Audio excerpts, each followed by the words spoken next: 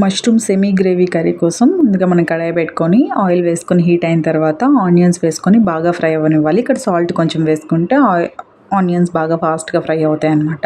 తర్వాత నేను ఇక్కడ గార్లిక్ మాత్రమే కచ్చాపచ్చాగా దంచుకొని వేసుకుంటున్నాను. బాగా ఫ్రై చేయాలి అది కూడా.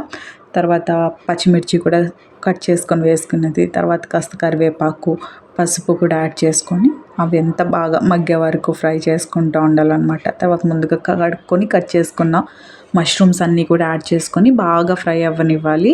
కాస్త మగ్గాలన్నమాట టాప్ లేయర్ అనేది. సో ఆ టైంలో మూత పెట్టేసి వాటిని ఉడికనివ్వాలి. సో మెల్లగా నీరు వదులుతూ ఉంటుంది.